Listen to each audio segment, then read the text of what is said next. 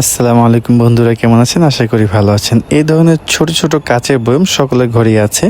তো এই ছোট বয়ম বা ছোট ছোট কাচের জার দিয়ে কত সুন্দর সুন্দর ঘরের ডেকোরেশনের জন্য একুরিয়াম তৈরি করা যায়, যেখানে ছোট ফাইটার মাছ, ছোট ছোট মাছ পালন করা যায়।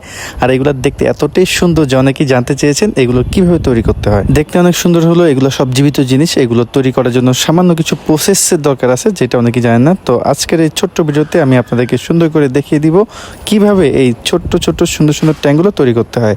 আশা করি ভিডিওটা আপনাদের অনেক ভালো লাগবে, অবশ্যই সম্পূর্ণ ভিডিওটা দেখবেন। তো আপনাদের কাছে যদি এই ধরনের একটা কাচের বয়ম বা যে কোনো কাচের জার যদি আপনাদের কাছে থাকে, সেটা দিয়ে আপনারা এই ধরনের ডেকোরেশন করতে পারবেন। তো এখানে আমি কিছু মাটি নিয়েছি, আপনাদের যে কোনো ভালো মাটি পরিষ্কার হলেই হবে। এটা এঁটেল হোক, দোআঁশ হোক, যা হোক, মাটিটা পরিষ্কার হলেই হবে। মাটি নিয়ে নেবেন, মাটিটা প্রথমে একটু ভিজিয়ে নেবেন সুন্দর করে।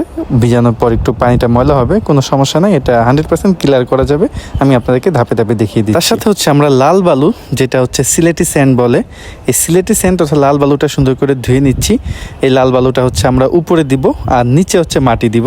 দেখেন, আপনাকে দেখেন, প্রথমে মাটিটা আপনারা এরকম সুন্দর করে নিচে চাপ দিয়ে দিয়ে সুন্দর করে সেট করে নেবেন।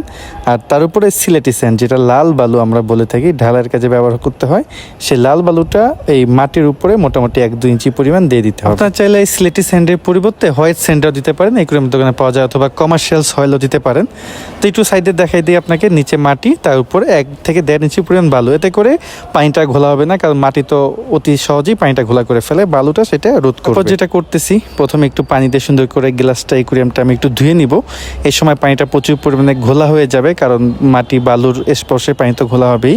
এই পানিটা হচ্ছে ফেলে দিতে হবে। পরে আপনারা সুতি কাপড় নিয়ে সুন্দর করে যদি চাপ দেন, চাপ দিলে দেখবেন যে পানিটা উঠে আসছে। ভিডিও করছিলাম, সরি দুঃখিত, দিতে পারছি না। তো এখন হচ্ছে আমি পাথর দিয়ে সুন্দর করে সাজিয়ে নিচ্ছি। আপনাদের কাছে যে কোনো পাথর থাকলে সেটা সুন্দর করে সাজিয়ে নেবেন, যে ডেকোরেশন আপনার ভালো লাগে দিতে পারেন। মোটামুটি এই ধরনের একটা ডেকোরেশন দিয়েছি, যে সিম্পলের মধ্যে। মূলত এটা পরে যখন আমরা গাছ দিব, লাইভ প্লান্টসগুলো দিব, তখন কি পরবর্তীতে অনেক সুন্দর হবে। তো আমি এখানে জীবিত গাছগুলো লাগিয়ে দিব।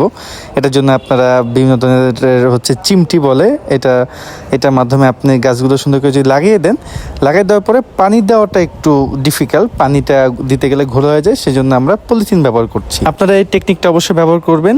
ট্যাঙ্কে প্রথমবার পানি দেওয়ার সময় ভিতরে প্রথমে একটা বড় পলিথিন দিয়ে পলিথিনের উপরে আস্তে আস্তে পানিটা দিবেন। এতে করে হবে কি, আপনার পানিটা ঘোলা হবে না। আপনারা যদি সরাসরি বালুর উপর পানি দেন, পানিটা বালু নড়া লেগে ঘোলা হয়ে যায়। এই জন্য আমরা এই পদ্ধতিটা ব্যবহার করে থাকি। তারপর প্রথমবার পানি দেওয়ার পর সামান্য একটু পানিটা ঘোলা থাকতে পারে, জাস্ট 24 ঘন্টা অপেক্ষা করবেন। তখন দেখবেন এরকম সুন্দর করে গাছগুলো বড় হয়ে উঠবে, পাতাটা ছড়ায় যাবে, পানিটা পরিষ্কার হয়ে যাবে, তখন দেখতে অনেক ভালো লাগবে। আপনারা এই ধরনের আপনাদের মনের মতো করে যে কোনো ডিজাইন দিয়ে সাজাতে পারেন, এগুলো দেখতে খুবই চমৎকার হয়। আমার কাছে তেমন